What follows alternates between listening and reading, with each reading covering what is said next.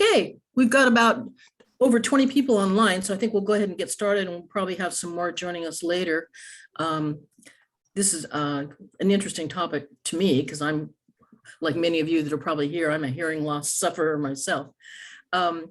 We're going to begin the meeting. This is going to be a relatively informal meeting, but we do have some really excellent panel members who are going to be contributing their expertise on the topic. George is going to first introduce what we're talking about today. For those of you that might not be familiar with the federal legislation, what the FDA is proposing and what's related to that. So he'll give you a quick overview to familiarize you with the topic. So don't worry if you don't know very much about this at all.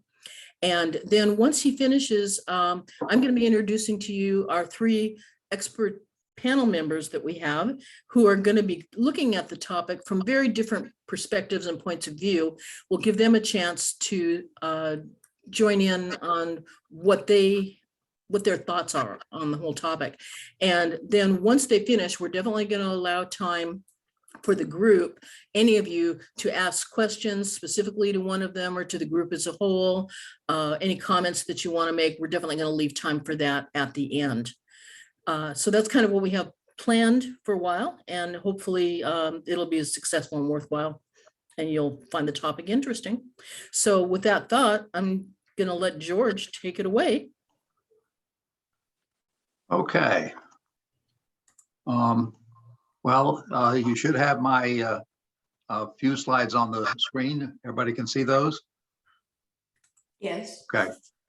To some extent, I've been working since I came here 20 years ago to try to get more awareness in Oakmont about hearing loss.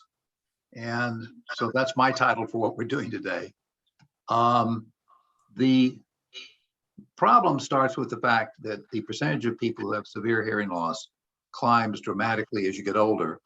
And for a community like Oakmont, with the average age being 75, you can see we're moving over in the far right side to an enormous percentage of people that have significant hearing loss. But over half the people, even with moderate to severe hearing loss, go untreated. It's also been well shown, and Meg will probably talk about this, but older adults with untreated hearing loss risk cognitive loss, increased rate of dementia, pretty dramatic, lack of social interaction often brings depression, and have an increased number of falls. So these are not minor issues for those of us who are aging. What we're talking about here is the legislation that was passed in 2017, supported on both sides of the aisle. Grassley and Warren were the co-sponsors, and it required the FDA to issue rules for over-the-counter hearing aids. The requirement actually was to do it within 2 years. That pretty much got backtracked during the last administration, but when Biden came in, he issued an executive order in July that promised rapid action by HHS. And the proposed rules were issued by FDA in October of 2021. The main proposed rule, sorry about that, is that this creates a new class of device. It's a device that does not have to be triggered by an appointment with an audiologist. It's a device that does not have to meet quite the same requirements. And it's designed specifically for people with mild to moderate to low-end hearing loss. The review process goes until January, at which point, theoretically, they then update the regulations, and the finalized regulations are expected to be out in 2022 in time that products can be approved by the FDA and sold. The proposed benefits are it's less expensive. There are people who feel they cannot afford hearing aids. Very few people have insurance that covers hearing aids, including Medicare does not cover hearing aids. More people are likely to try fixing their problems, is the argument. And it should fix common problems like the need to increase volume, manage nearby noise so you can hear a conversation. Issues, if you don't use an audiologist, you may not find a treatable medical condition. That's a big one. And those with more severe hearing loss may not get adequate treatment if they just somehow default to the over-the-counter treatment. What's not known is, will in fact more people try to fix their hearing problem? And will over-the-counter hearing aids be able to deal with frequency loss? I teased with this in the email I sent out, but Apple is in fact planning to have an over-the-counter hearing aid. It's not clear whether it'll be available in 2022, but it basically, this is a common thing we see nowadays, is people walking around with these things stuck in their ear. And Bose already has a hearing aid that's been approved. It's not a over the ear like this, but they've had a number of hearables, things that you can use to improve hearing in your community. And they are one of the masters, of course, in understanding audio. And finally, the new Build Back Better bill that was just passed by the House in November, Medicare may end up paying for hearing aids. They would pay for conventional hearing aids. That would be part of Medicare. That would not include over-the-counter hearing aids. And they would include the cost of working with a qualified hearing aid specialist, which is a technical term to be defined. And all of this is intended for those with more severe hearing loss. So with that as background, I'm going to stop sharing, turn it back over to Randy. Okay, so all of this raises some interesting questions. There's obviously pros and cons and issues to be resolved. And we've assembled today a panel of 3 experts, and they're all looking at these changes from a very different perspective. And we're going to hear from each one of them today. Just as a quick overview of who you're going to be hearing from, we have Dan, I was just about to mess up your name again. Between okay. Hubbell and Obley. Yeah. Hubbell. Okay. You got it. I got it. I almost said Obley. We have Dan Hubbell, and Dan is from the Kenwood Hearing Center. He's a principal there, and he's a doctor of audiology. He's been serving patients here in Sonoma and Marin County for the past 23 years. So he's going to bring the audiologist point of view. We also have Meg Walhagen, who is a professor in the School of Nursing at UC San Francisco. Her specialty is geriatrics, and she's had a very long-standing focus on the impact of hearing loss, specifically on older adults. So she's going to bring some input to this. And then another interesting point of view, we have Christina Kimmer, who has about 35 or more years of experience in community building, planning, doing community outreach. And she's envisioning some really opportunities here that may help us think about what we want to do next steps on this whole issue. So those are our 3 guest speakers who are going to be speaking. We're going to be starting with Dan. And as I said, he's the principal at Kenwood Hearing. And he actually is a doctor of audiology. He's been serving patients here, as I said, in Sonoma, Marin for the past 23 years. He also has worked at UC San Francisco. He's worked for Kaiser and several private practices over the years. He's been with Kenwood Hearing Centers right here locally since 2004. So he's been serving our local community for over 14 years. And he certainly is skilled at, fitting hearing aids from all of the different manufacturers. Those of you that wear aids probably would recognize the manufacturers he deals with, from Oticon to Phonak, Wildex, Resound, Signia, Starkey. I think Costco carries a bunch of those too. Good job. And now I think a few more are going to be jumping into the mix with these changes. And so Dan's here to represent an audiologist point of view, and I think he sees definite pros and cons to this legislation. And before I turn things over to you, Dan, I do want to point out that we have another industry expert in our audience, though not officially on our panel, because he joined us, became part of the group a little late, and we're just real happy to have him. And that guest is in the audience. It's Dan's boss, Will Dials. And Will is the son of the owner, Bill Dials, of Kenwood Hearing Center. And he's also an industry consultant. And he brings to us just a wealth of knowledge about audiology private practices. I'm certainly sure that he has some thoughts on how this OTC legislation may affect patient care. And so I want to introduce him because Dan may have to be leaving a little early, and he also may be deferring some questions or topics to his boss. And also we want to make sure somebody was here available at the end if Dan has to leave early to answer any questions. And Will certainly has the expertise to do that. So take it away, Dan. Okay, well, thank you all for having me here today. I really appreciate it. I know it's a huge topic. I mean, I know it is because I hear about it all the time from patients. So I'm sure you guys will have a lot of questions. Hopefully we can answer some of those to your satisfaction. So we've had, ever since I started, like what Randy said, over 23 years ago, and we've had over-the-counter hearing aids since then.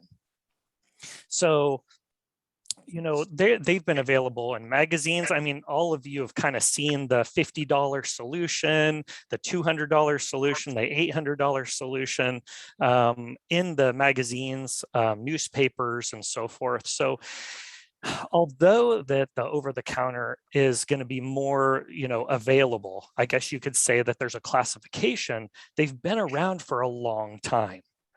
And I'm curious myself to see what happens with this. Will the fact that hearing aids are available in Walgreens and, you know, Best Buy and all these things, or Apple, Samsung, will they be able to compete in this market? Because a lot of it's not about the over-the-counter, the fact that there's more over-the-counter hearing aids. The biggest portion of the cost comes with fitting them and fine-tuning them and cleaning them.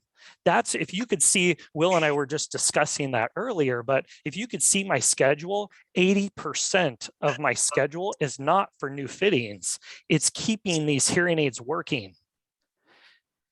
Cleaning it, making sure that they fit everybody's ears correctly.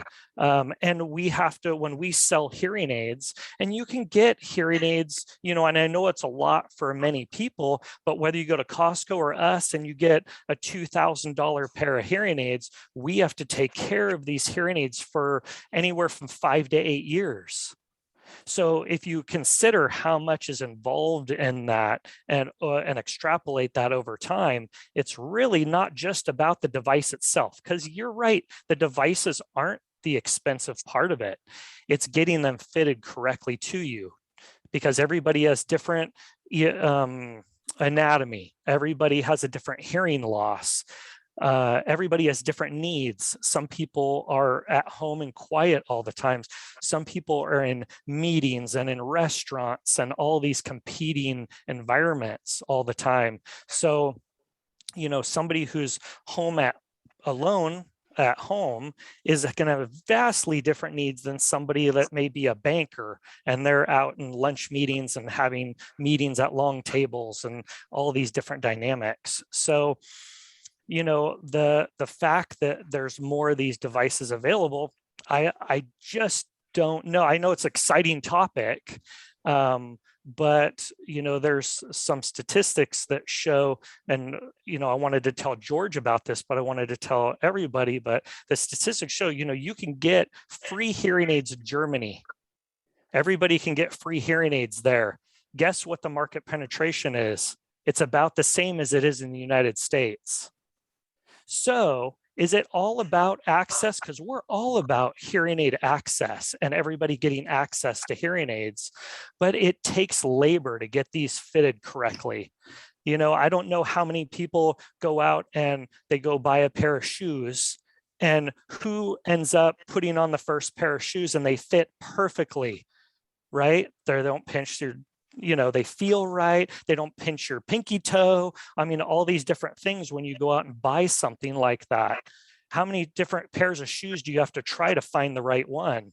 And that's simplistic. That's transactional, right? Once you buy a pair of shoes, you just wear them until they fall apart. Well, hearing aids, we have to test. You know, we have to clean them. We have to adjust them.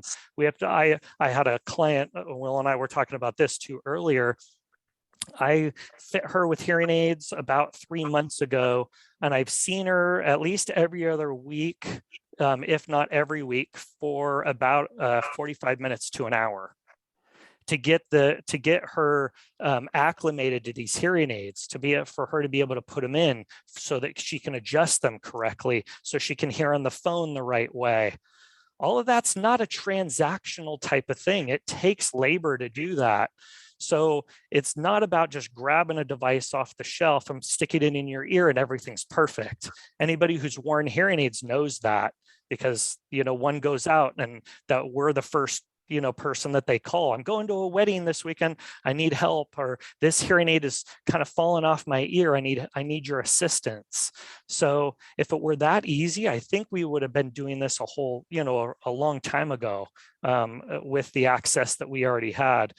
And if you saw a new cell phone company come out within the last year, would you be more likely to go get that cell phone if it was less expensive? Or would you go get an iPhone because Apple's been out there for 14 years perfecting these phones? You'd probably end up going to get an Apple, even though you could get a cheaper phone. There's cheaper phones out there too, but people still choose a $500 to $1,000 iPhone, right? So there's access like that too. You could go get a flip phone if you wanted to. So that's why we're really curious to see what ends up happening, because I foresee, and this has happened a lot of times before, is okay, well, somebody goes and buys this hearing aid online, and then their son or daughter calls me, can you please help my mom or dad with this? They bought this hearing aid online. We don't know anything about it. It's not one from one of the major manufacturers that's been perfecting these hearing aids for 50 to, Oticon's been around for over 100 years. So it's taken a long time for them to perfect noise reduction and directionality and wireless connectivity. And one of the big things is that we've had with the hearing aid industry is these hearing aids talk to each other. Now they work together the same way that our natural ears work together. So the likelihood of you getting something like that over the counter, very slim, because these manufacturers have been working on this for years. So to think that there's some amplifier or personal sound amplifier or hearing aid company that's just going to come on the market and everything's going to be perfect, I think there's a lot more to that than everybody thinks there is. So, and ultimately everybody seems to want some type of guidance, and I don't know if you're going to get that with an 800 number, right? Because the majority of what I do, I have to touch my clients. I have to touch their ears. I have to put the hearing aids on, show them how it goes, and trying to do that through a screen, even if that is even available through one of these companies, is going to be hard pressed. And like I said, over the long term, if you can get a set of, $2,000 hearing aids, but they're taken care of for 5 to 8 years, I don't think that's a bad investment overall. So are there better solutions? And I know, George, you're trying to concerned about getting more people involved and getting more people to wear hearing aids and address their hearing loss. Ultimately, because there's so many different factors, whether it's cosmetics, a lot of what I deal with is, especially with women and men, is are people going to see these? So if they're wearing some, bigger over-the-counter device, I'm not so sure that I think maybe they'll wear it part-time. I know that there's been some companies that have come into Oakmont and tried their technology, right? And Bose, I think, tried that, and there's been some other ones, but they're kind of in and out. They're like, okay, what can we do? Can we try these different devices? They work for a while, but it just kind of seems like they disappear. So I think people are looking for somebody that's going to be around a long time. I mean, we've been here for over 40 years, and a lot, there's other providers in the community that have been around a long time too. So I don't know, it just takes a little hand holding And I don't know what that's going to mean when it comes to the amplifiers. Obviously, we would like to help, but by the time somebody brings in one of those devices to us, another thing is we don't know what to expect, right? This is just in its infancy. So we don't know what kind of devices are going to be available from all these and how many different companies are going to be coming out with them. So it's just a moving thing, you know. We're just not quite sure what the future is going to bring, but we're 100% into more access. We definitely are. But if we can't bring the cost down any more than that, the same as Costco or any other provider that offers them for about, you know, those entry-level products, I don't know if there's a real solution for that, because it's hard to get rid of us. We've had other companies too that have tried. Will just threw out, I don't know if anybody's heard of EarGo. It's a little tiny device that you can just kind of shove in your ear, but it's a little tiny one. They have a 30% return rate. That's humongous. That just shows that more people, and they're having some other issues, but they're a publicly traded company and they're having a tremendous amount of issues right now, but it's a kind of a one size fits all, you know, and I don't know if anything like that's ever been truly successful. But I'm always willing to answer questions, evaluate new technology when it comes out. I want to find out what all these have to offer. So I'm sure I'll be picking some up and trying them out too, just to see what the difference is. You know, I would like Will to kind of step in a little bit too. You know, he's more been in touch with like the legislative part of this. And he's been a consultant for a lot of different private practices around the US. And he's more versed in the specifics than I am. But one of the things that he was also telling me was, you know, these over-the-counters are supposed to be for mild to moderate losses. Well, the way that they're kind of looking at it right now, of course, they're doing a lot of revisions, but some of these devices that they're proposing and some of the parameters are more for moderate to severe losses. Those patients, to me, have a lot more needs and need a lot more counseling and a lot more fitting help than somebody with a very mild loss. So are these devices going to be self-fitting? Are they going to run a hearing test by themselves? There's so many questions we still have to answer, but it's great that we're having this discussion now, because at least we're getting it out in the open and we're getting more information. So I really appreciate you guys having us. Well, Dan, certainly I know as he was speaking, I already wrote down a couple of questions that I want to get to later, but I don't want to ask them now. Sure. Because I want to allow our other two speakers to kind of join in on their perspective, which is from a different point of view. Yes. Which may answer some of the questions or probably will just raise more questions. But the next person I'd like to bring into the mix is Meg Walhagen. And as I mentioned before, Meg is a professor in the School of Nursing at UC San Francisco. Her specialty is geriatrics. She's been focused on the impact of hearing loss on older adults for quite some time. It's kind of an area that she really is interested in and really has done a lot of research with. And her expertise includes issues that were related more to healthcare communication and the access question, as well as how things impact, hearing loss, what that hearing loss impact is on individuals and families, a whole different issue. And I just thought I would share with you real briefly is that when I first met Meg, which might give you an idea of what she does, it was because she interviewed me and my husband for a research project. She was collecting information on how hearing loss impacts communication, such as like in my situation, where both partners in a relationship have hearing issues. One is doing something about it and one wasn't.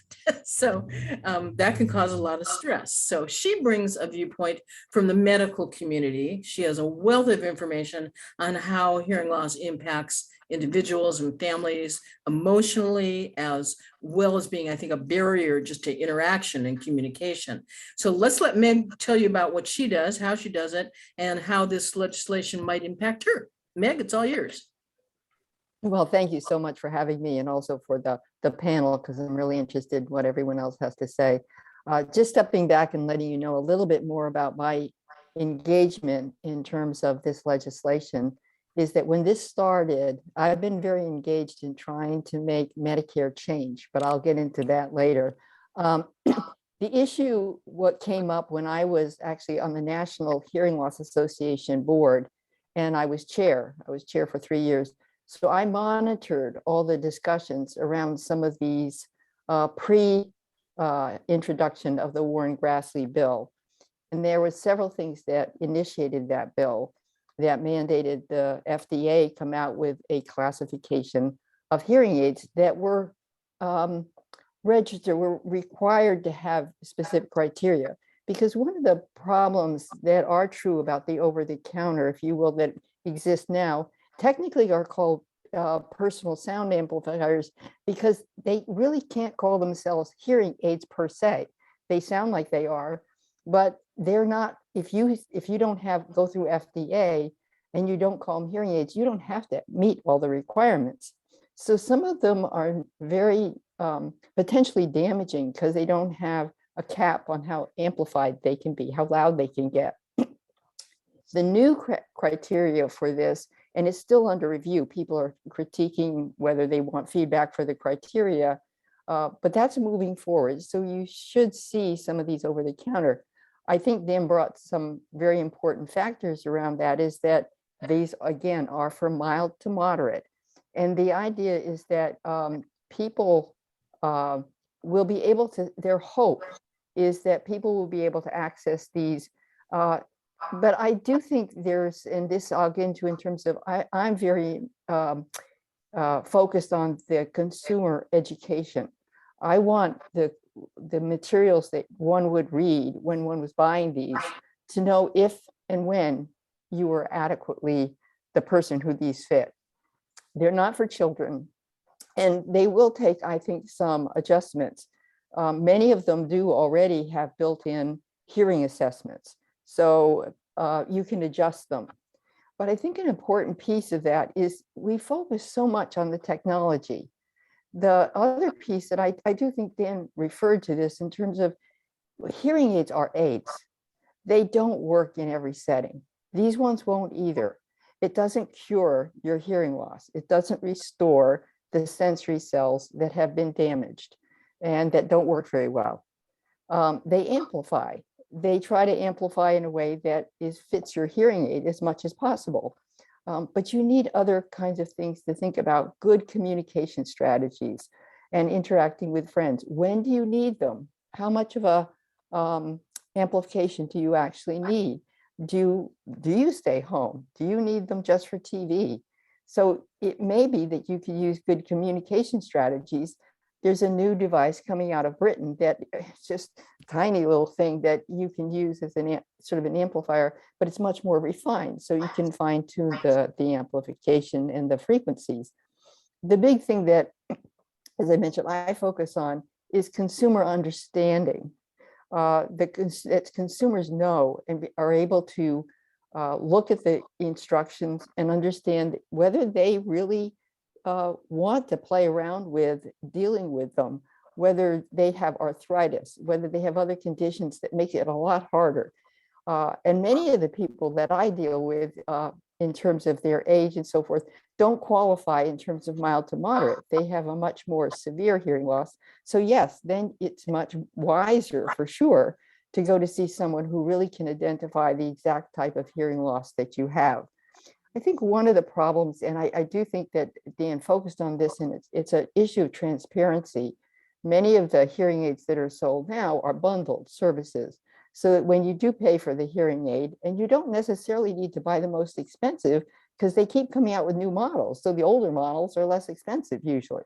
But the issue there is that you can get them defined for your particular hearing loss. But it's not just the hearing aid, it covers the services of the individual who provides them.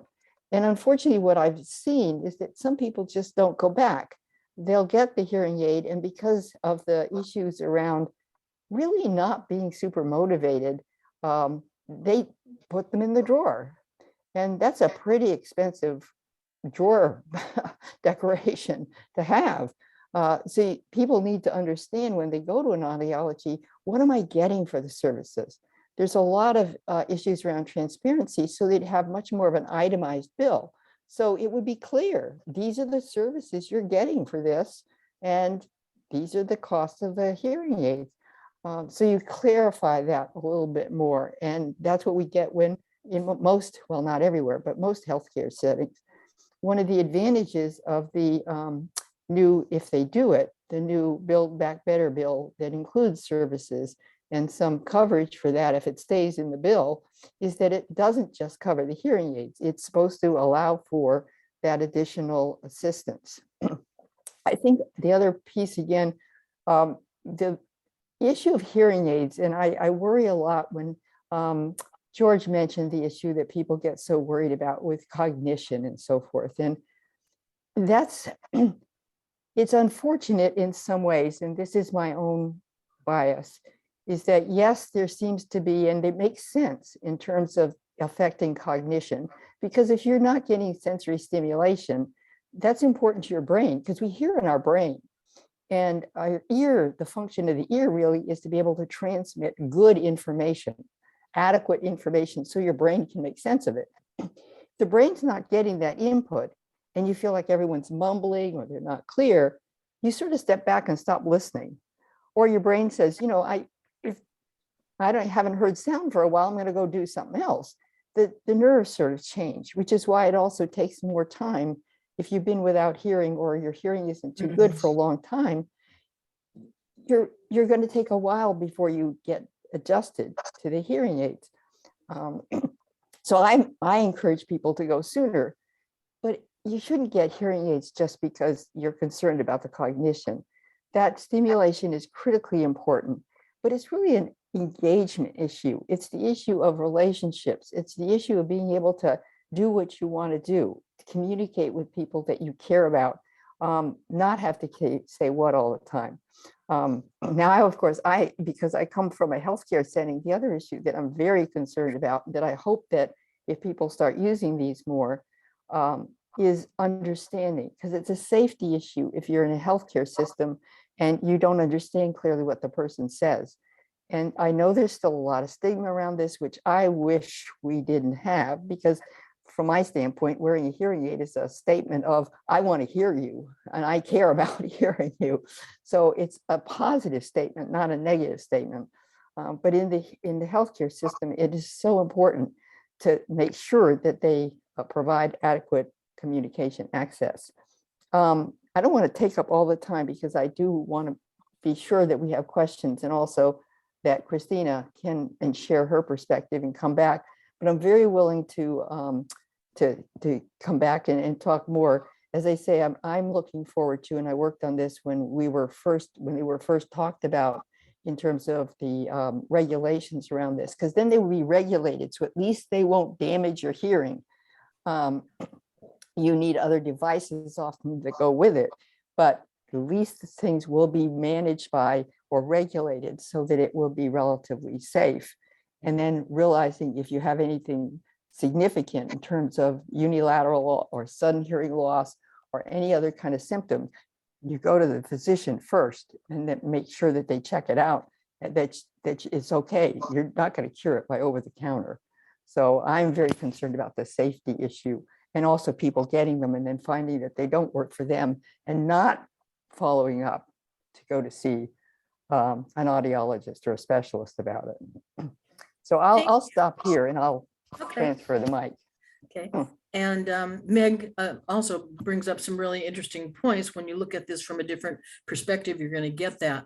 So I jotted down a couple questions for you too.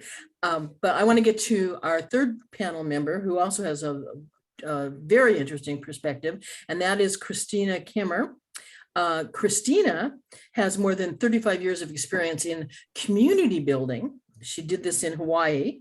She moved to Oakmont about 2 years ago from Hawaii. And prior to moving here, she consulted for and assisted with outreach for a major healthcare system in the Hawaiian Islands. And the ultimate goal of that outreach was to provide communities access to quality healthcare. So Christina brings knowledge of how you might go about creating, let's say, organizational credibility or trust, or mapping out opportunities to reach a goal or solve a problem in the healthcare arena. And when I was talking to Christina, she saw some real opportunities here. And so she may be a key player in the future in helping us to map out and implement maybe some next steps here in our Oakmont community. And she has some thoughts on how we might want to reframe and shift the message completely about hearing care to ways to increase visibility of the problem in the first place, kind of relating a little bit to some of the things that Meg was talking about. So Christina, it's all yours. Well, thank you, Randy and George, and thank you very much for the invitation. And Dan and Meg, your your invaluable subject matter expertise. And aloha, of course, to all who are participating. We just heard an analysis of proposed legislation, and we've been given important facts and information here for consideration by Meg and Dan. And now I'd really like to offer an additional lenses for your consideration, lens of opportunity, the lens to raise community awareness and to practice community building to create that awareness.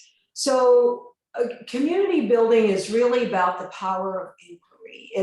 It's qualitative, it's quantitative, it's about bringing community members together with potential partners to seek solutions, plan together, create platforms, align the partnerships around a joint planning table. So there are benefits for all of us.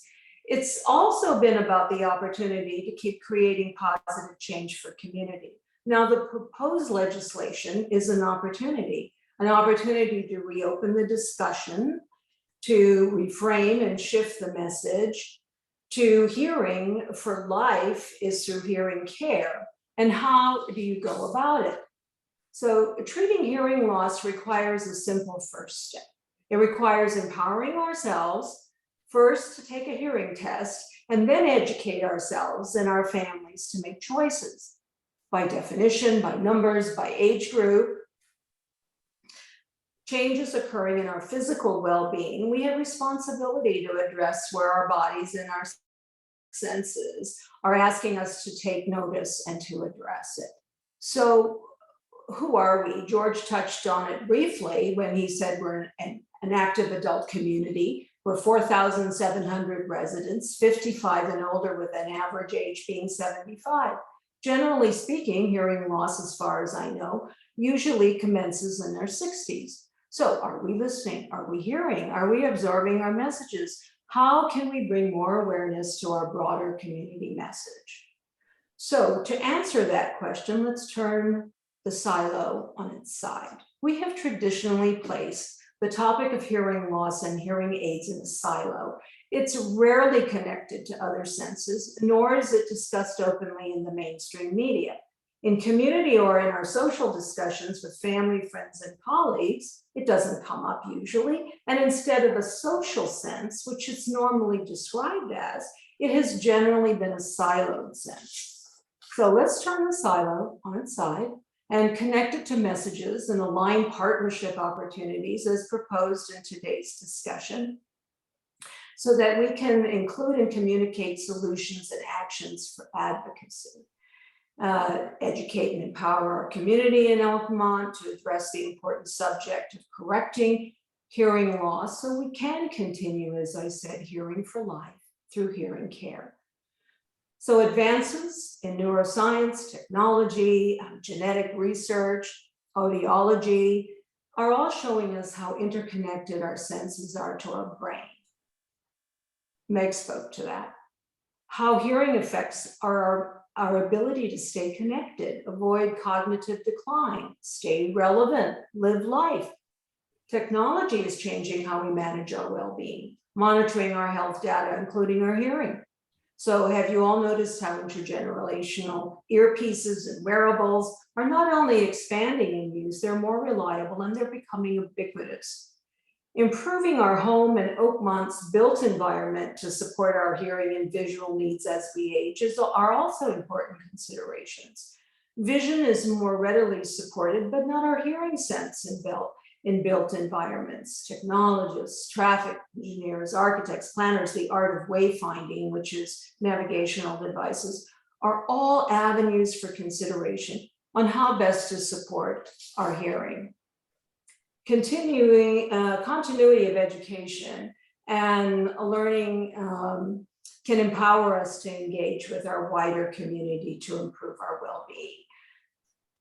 We can create, for instance, an advocacy day to raise awareness regarding hearing loss and what we can do about it. And we're in good company. The World Health Organization decided to do so in the recognition of the importance of hearing health for our well-being globally. They've asked their member countries to create community opportunities that focused on programs, projects, resources, media events, community campaigns, etc. And they actually asked that it all happen on one day each year on March the 3rd. And reports for this particular program and for the last 2 years are available online, by the way. So in closing, we can all learn how to choose the hearing devices that are right for each of us through testing, a first step towards empowerment, education, medical, technological, subject matter experts. We have learning circles, peer-to-peer, family and spouse support groups, and technologies have simulations, evaluations, resources, and wearables. So how to improve our built environments also, it includes the conversation with the architects and engineers, etc. We all have a role, really, in integrating the visual and hearing senses in our community. So let's explore them. Let's hear for life with hearing care and advocacy. Progress, I'd like to end, is really impossible without change. And we can implement change. So let's do that together. Thank you. Thank you, Christina. Everybody brings some real interesting ideas to this whole topic. And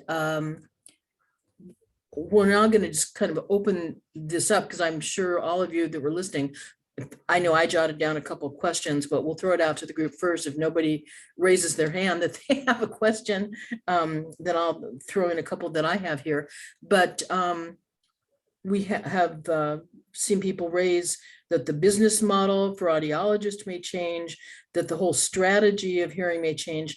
The thing that I heard the most that I've actually found kind of disturbing was the comment about the fact that in Germany, I think it was Germany, where hearing aids are free, and yet the number of people utilizing them is no better than right here in the United States. And in the United States, the statistics are terrible. I don't know if everybody picked up on that, but according to Johns Hopkins, half of Americans over 60 and 2/3 that are over 70 have some degree of hearing loss. But believe me, the percentages of people who are doing something about that loss is very, very low. So Germany, if the devices are free, I guess my question is that I'll throw out to the whole group, is this legislation really dealing with the root cause of the problem? Because I'm kind of thinking it isn't. And that it's not really going to solve much. And if it's not dealing with the root cause, what is the root cause? Of so many people not utilizing technology that's available. Because I don't think it's just cost. So what do you guys think about that? Real quickly, one of the things may I quickly interrupt Meg? If you want to ask a question and you don't know how to raise your hand, put the fact you want to raise a question in the chat, and that way we'll know you're okay. Meg's on. Yeah, one of the things that is very unfortunate is the issue that I raised earlier was the issue around stigma and what happens with hearing loss. It comes on very slowly for most people. There's sudden hearing loss, but then you've got hearing loss. But when it comes on slowly, people adapt to it and they become very accustomed to the fact that they don't hear, or I've heard comments, I hear enough. You do have to be motivated to take part in access. I think it's critical to your health because hearing loss is related to falls. It's related to risk for delirium if you're hospitalized. It's related to so many different kinds of health issues that I think it's very, very important to think about those issues. But there is a stigma. There's an issue of convenience. There's an issue of cost benefit, because what we do see sometimes is people go in with unrealistic expectations. So you put on your hearing aids, you think you're going to hear like you're 20. That's not going to happen. You're still going to make mistakes. You're still going to have problems related to hearing because it's not curing your hearing loss. You may use other kind of devices with your hearing aid to improve that focus the hearing. They work in certain settings and not so much in other settings. But the Lancet Commission, and I'm on one of their smaller groups, we're looking a lot at the issue of stigma and how to somehow break down that issue. And some of it's related, unfortunately, to ageism. People worry and they tell me all the time, oh, it makes me look old. Well, if you're not responding very well, it doesn't look too good either. So, there's just so many issues that I think people are dealing with that make them less likely to use the hearing aid in other countries as well as our own. And there are some data that says in certain countries that provide services, they are better when they're free. But if they're free, you may think you really want to get good benefit out of them. And the same as if you pay a lot of money for them, you think they ought to work miracles. Interesting. Huh, okay. I had a thought and it just went out of my head. A senior pause moment. So let's do, who else out there has a question, and I'll get back to what I just forgot. Rich Osborne has a question and his hand's up. Okay, thank you. I'm a recent person to Oakmont, but I have been active in the Hearing Loss Association of America for quite some time. And we cover some of the exact same issues that you're discussing here today. HLAA is the acronym for Hearing Loss Association of America, and their mission is to provide education, support, and advocacy, and they are in part responsible for the hearing aids. They're very responsible right now in HR 1118, which will provide hearing aids at the Medicare level, not just hearing aids, not just for the moderately severe problems, but the more severe problems. And I'm just wondering, do we have duplicate efforts here? I'm a member of the North Bay chapter, which is Marin and Sonoma counties, and HLAA is a national organization. I didn't know, George, that your group existed. So I'm just would like to ask that question. Are we duplicating our efforts, and how can we take advantage of each other? I'd be happy to take a stab at that one if it's okay. First of all, yeah, I'm Will Dials from Kenwood Hearing. It's really nice to be with you all this evening. So I work at Kenwood Hearing Center, but in my I also as I'm a consultant for private practices in the hearing care industry all over the US and Canada. So I've talked to practice owners all the time about these types of issues and kind of what it might mean for us from a business perspective and a patient care perspective. So in terms of the two legislative efforts that are ongoing, I view them as separate issues without, they're quite different from one another. I mean, even in the language, I mean, the OTC legislation is designed for people with perceived mild to moderate hearing loss, where the Medicare issue is really quite murky at this point because, it's being negotiated as we speak in the Senate. So we'll see what it is, but the terms that are being used right now to define who would be eligible it's changed a little bit, but it's profound or severe or moderately severe. So that's about as clear as mud in terms of what that means how you define those terms. There's different ways. The World Health Organization has a way of defining severe hearing loss, and there's others. So we'll see what that looks like in terms of how many patients would be eligible to use that coverage. That, to me, if it kind of goes the way it looks like it might go, has the potential, I think, for making a bigger impact in terms of increasing treatment rates or penetration rates for Americans, because that would open up more or less the traditional channel of professionally fit hearing aid devices to all people, all people over the age of 65 who are on Medicare who have hearing loss that would qualify. So to me, that has a potential for having a bigger impact, just because it would affect more people. But to the degree that either of these legislative efforts increase access, increase treatment rates, I think it's philosophically, from our perspective at Kenwood Hearing Center, it's fantastic. Even in the case where the OTC devices are, they're sold outside of a traditional brick and mortar medical retail clinic type environment that we operate. So I hope that helps. I also want to just echo something that Christina mentioned, and that's got to do with the environment. I've studied person environment fit and sort of looked at environments, and there are ways of setting up the environment. And I totally agree with Christina about the issue of maybe working with architects and so forth. But we can create sensory friendly environments, or as much as possible. And it's got a lot to do with where you have the sound, or where the windows are, the lights. If the light is behind the speaker, often it washes out their face. If it's a strong light, especially, you want it on their face.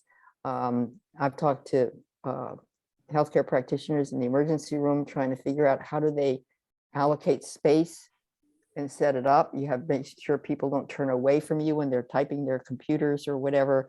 There are a lot of things in the environment that you can set up. You walk into a restaurant, sit with your back to the wall. Not perfect, but it helps get rid of some of the stuff from behind. So there are things you can do just to make the listening a little bit better in the environment itself. That comment kind of, I'm sorry. I was just going to say, Meg, I think you help underscore the point that there are many components. It's a 360 point of view, and it's about who are the partners, like the gentleman who asked, from the Hearing Loss Association of America, they're a potential partner. So who are all the different partners? So mapping and actually understanding how we go about communicating the awareness and what can be done really takes all of us. So and for instance, the professionals that you highlighted when talking about the environment. So thank you very much for bringing that up, because I think all of us can start with something, and environment is a place where we can start in our own home too. Thank you. And making sure your healthcare provider knows you have hearing loss and that they communicate effectively, because they won't ask. I'd like to answer Rich's question directly about duplicating. Oakmont has 4,700 people with an average age of 75. I think we can safely say that we are a large community that's right in the middle of this problem. We have different ways we can create communication within the community. We have clubs that are created. We can have a club that may be related to this in a way more like Christina's interested in, which our focus is on, which is how we work together to do things. Okay. We can have meetings. We have at least one meeting a month, which is intended to bring everybody in the community together in order to expose them to technology, or to what to do about fires, or what to do about saving water. We can do this. That can be in the form of an expo. You can have people showing off certain kinds of products. Will, I don't know whether this is something you can do, but one of the things I keep thinking about in terms of building on what Kenwood and other groups like that can do, but Kenwood's here, so I'll mention them, is try to have them separate out the support function from the product function, okay? Because there is an enormous group of people here who are going to be in the true mild to moderate category, whatever that is. Okay. And I literally have trouble understanding why, if Apple puts their mind to it, they won't be able to put the technology into an AirPod to improve significantly a lot of the control issues for someone who has mild to moderate hearing loss. Okay. Now, they may not have done it yet, but Yeah. here in Oakmont, one of the things we have is we have a technology learning center where we teach things like that. We could say, if you have an iPhone 13, come in here and we'll teach you how to use that to dial back the back noise behind you in the communication, or to change your ear-to-ear more voice in one, less in the other, or even perhaps to change frequencies. Okay. There's a lot of things that are technologically going to be, and if you think they're not possible now, they're going to be possible in spades in 1 or 2 years. They're moving it. You also have voice to, yeah, you also have voice to text apps. Yes, which, sure. Can be used, and they are getting so much more refined. They can be very useful to individuals. Well, look at the scroll at the bottom here, which has been added to Zoom just in the last 2 months. Randy, I interrupted you. No, I was just going to say what you just said reminded me. I'll piggyback on that and then ask my question, is that I was like astounded when somebody showed me how to set the settings for my hearing aid through my iPhone to I now have a restaurant setting, which I never had, which as soon as I flip it on in the restaurant, all that noisy background noise and clatter of dishes and everything goes away. And I can actually focus and hear the people who are sitting across from me at the table. And I had a hearing aid for 10 years and my iPhone for 5 years, and I never knew I had that capability. So there definitely is a need for more education and more communication. But the question I had was, I wondered what suggestion any of you have for those of us who are living with a friend or a spouse or someone in a relationship who has moderate to severe hearing loss, but they're either not aware of, well, they're aware of it because you're constantly pointing out and repeating things, but they're focused on the stigma, bottom line, you can't get them to help to resolve the problem. And I know from personal experience, the closer you are to the person, the harder it is. And you can't yell at them. You can't force them to do anything. I finally came up with my own strategy, which solved my problem, but I just wonder if there's any tips for other people. I ended up by bringing a professional in to be making the suggestions and the comments. And then when I started dealing with the person I was dealing with, it wasn't me making the suggestion. I could say, remember what the audiologist said? Maybe we could try this, or I'm going to try to do this. And so it wasn't coming from the nagging wife. But it took years to find that solution. So I just wonder what suggestions you might have for those of us who don't have hearing problems per se, but are living with someone or dealing with someone who does. I would, I think the issues, one, persons have to be motivated to hear, to communicate. But I think one of the issues is putting it more in the context of health, in the context of this is a normal thing that happens to so many people. It's just part of your health. And if you don't deal with it, one of the issues is that you are more at risk for multiple outcomes. I know there are a lot of risk factors for cognitive impairment, but this is one that you can at least mitigate some by dealing with it. You put other things at risk. And if you're out in an environment, depending on whether the person likes to engage, the impact that it has when you're constantly saying what, or you sit back and you just can't engage at all. But I will admit that it's very difficult if you have someone who feels not motivated to communicate. And maybe it's, I've heard people just say, well, they don't talk to them much anymore. And that's sad. So another thing is to try and say, you know, I really want to talk to you. I want to share information with you. What you say matters. What we communicate matters. So make it in the sense of you wish to hear from them. You wish to talk to them and communicate so that they can realize how important it is to engage. There's no perfect solution.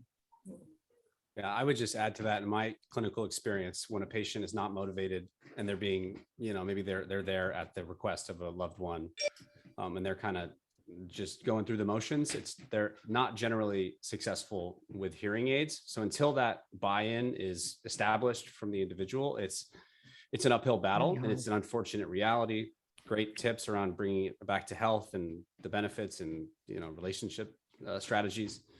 But even in my family, which my entire family is involved in the hearing care industry on some level, we have, you know, family members with moderately severe hearing loss untreated due to all of the reasons we've already talked about. So don't feel bad if you're not successful in convincing that loved one to do something about their hearing, because it's tough. I would just like to be able to see that when you go in for your consultations with a physician, and just even in terms of, you know, okay, these are my yearly visits, et cetera, to be able to hopefully ensure that the question about your hearing does come up. And for instance, in our situation, you know, we both have some physicians in common, and so consequently, we're able to address things a little easier that way. So there's also that opportunity. But I really would like to see, besides asking, well, how's your vision, or checking, you know, for other symptoms for this and for that, it's very rare that anyone asks you, how's your hearing? I'm working on that, but it's hard. Yeah. Thank you. I was thinking, just one final comment, because we're coming on to 5 o'clock now. I was thinking about it when I was at the doctor's office not too long ago, where they go through, I think they do this all over, but at Kaiser, go through this question. If you're over 60, I think they automatically ask you these questions about, do you feel safe at home? Questions that would underline, are you being, I think what they're looking for is senior abuse and depression. And they have these pat questions that they ask you every single time you visit about, are you safe, you know, in your environment? Well, somewhere along the line, somehow that either got legislated or scheduled in, or I mean, they weren't doing that before, and they're doing it now. And so I just found myself wondering, like, if that got put into the process and everybody's doing that now, why aren't they asking the question about, are you having any issues with communication, talking in a soft voice to see how the patient is hearing, as part of that list of questions? And how did that happen? How did that become part of their normal patient visit structure? Well, unfortunately, yeah, a lot of those things end up being mandated, and they also are built in so that in some ways they get some reimbursement for some of these things. Yeah, it's something I've really worked on, because hearing loss should be asked. It rarely is by physicians. Trying to get it embedded is partly it's time, partly it's their priorities, partly is it's invisible. People have to let them know. But I totally agree that it would make a difference if someone asks, especially someone who's not motivated, you know, it seems like you've got some difficulty hearing. This is extremely important to your health. I think you should get it evaluated. It would make a big difference. But it is something that I think may come down the road as we're sort of trying to work on more legislation around this and more awareness. But I totally agree with you. It's discouraging to me to see, and it's also some of the expectations of practitioners. I've heard them negate hearing loss, which is very unfortunate, or think it's age-related and you can't do anything about it. So there's a lot of education that's still needed. Interesting. I agree. Okay, well, we're a little bit past our 5 o'clock, and I know on Zoom, we have to kind of keep things to a limited time. Does anybody else have any other urgent or question they're just dying to get answered before we wrap this up? Kind of speak now or forever hold your peace. Okay, then I think we've done all we can do for right now. George is talking, but he's muted. So we can't hear you. Okay. Well, now you'll be able to hear me. I cannot thank the three of you enough for the time you spent with us. And it is a intriguing dilemma we're in. But I do hope, if Rich is still on, I'll invite him to become more involved in this. I do hope there's some way we can make Oakmont as a community more responsive to hit sort of that critical point where we recognize when each of us has a side problem and therefore it's time to deal with it. And maybe the reason I'm so excited about the possibilities for the over-the-counter is literally the mild to moderate. And it is literally the what if it could be the iPhone or the AirPod, okay? Meaning that it's something that people have, that they use, and now they learn, like Randy was just mentioning, they learn that if they set something up on their AirPods, they're going to be able to have a restaurant setting. And that will teach them that they can control the vocal that comes to them. And maybe they don't need it in a desperate sense, but maybe it's time. Okay, thank you all. Next month, for those in this group who want to, January 12th, we're going to have a discussion about how the new automobiles bring more safety because of all that technology they got hung around them. And that you know when you're lane changing and whether there's somebody behind you when you're backing up and all that stuff. And if you're like me, you had an old car and you finally figured out it was time for your own safety and other people's that maybe you needed a new car. It's a funny situation. Thank you all. Meg, Thank you. Will, and Thank Will, you very, very much. Thank you. Okay, bye all now. Thank you so much, Bye, and everybody. Thank you very everyone. much. Thank you, everyone. Aloha. Thank you.